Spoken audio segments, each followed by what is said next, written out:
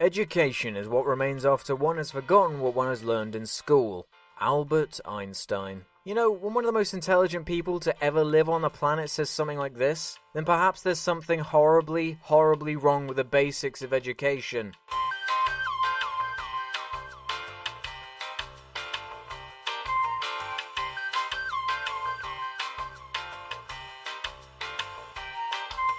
School. We all know it. We spend a significant chunk of our lives gradually ascending through the ranks while hopefully picking up basic knowledge like the alphabet, simple maths, and how to read. Unfortunately, this idea is a lot more simple on paper than it is to apply to the real world. You know, to real humans who all learn differently and who are all individuals. And here is where the essence of the problem of school in general lies. The emphasis and obsession with academic ability through the use of rigorous testing, reporting, more rigorous testing, more reporting, and topped off with a tad more rigorous testing and reporting, does nothing but prove how school is designed around how it looks on paper. I never personally had any real trouble in primary school, but I do specifically remember infatuating myself with scores, grades, and levels. I wanted to have the highest level, not because it was important to me to do well, no primary school kid cares about that, but more because I just wanted a higher score than my friends and colleagues. Like it was a game, a leaderboard for judging and comparing my worth with everyone else's. Of course I wasn't quite that self-aware when I was 9 years old, or even thought about it at all really, but I still did it. The point is, school is not about learning for knowledge or intelligence. It's about preparing and memorizing a bunch of useless facts for a moronically specific and closed-minded test, so we can dictate, predict, and set stupid targets for the sake of the school's name, and to appease the governing bodies that set all the ludicrous rules for the poor teachers to enforce. In the UK, we start school at 4 years old. The mentality is that the earlier you start, the more you can cram into their little brains to speed up the learning process. This is probably the stupidest thing I've ever heard. Do you remember what you cared about when you were 4? Me neither, but it certainly wasn't how to read a clock with Roman numerals on it. Of course so many kids are put off the idea of school. We tried to teach children things they're not developmentally capable of doing. What is the fucking point of teaching 7 and 8 year olds about the possessive apostrophe or how to column subtract? It's nothing but unnecessary stress for both the students and the teachers who have no choice but to enforce it. Speaking of the teachers, they don't half have one of the most difficult and clusterfuck jobs in existence. First off, they don't only have to work with virtually no resources or budget to help them, but one teacher is expected to support and provide for upwards of 30 students for the course of 1 year. Not to mention the positive slant they have no choice but to put on everything, which in turn unfairly doesn't apply to them as well. So an endless amount of teachers are stressed beyond belief. This even applies if the kid is a fucking stupid idiot who doesn't care. Sorry Preston, you failed the test, but don't worry,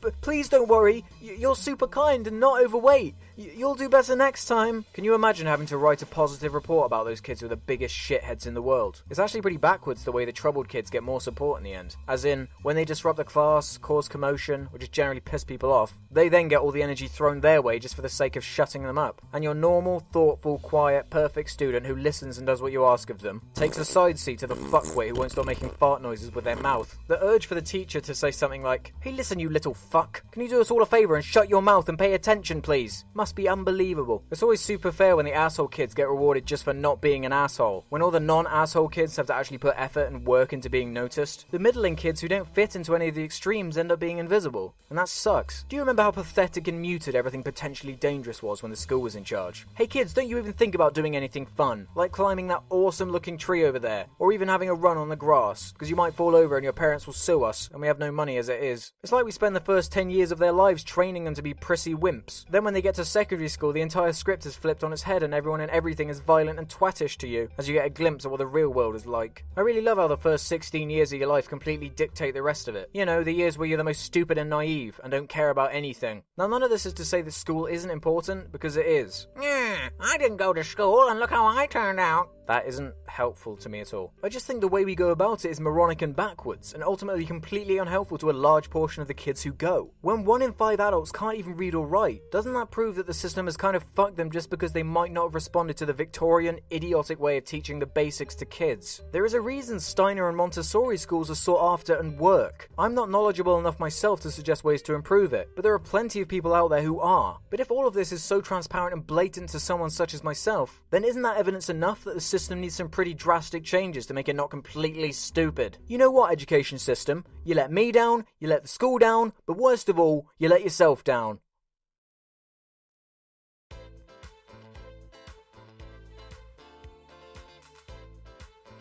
So those are my filtered thoughts on the large, complicated subject that is schooling. A little bit more serious than my usual videos, but it's actually about something important, so who cares? So what do you think about school? I know education is very different from country to country.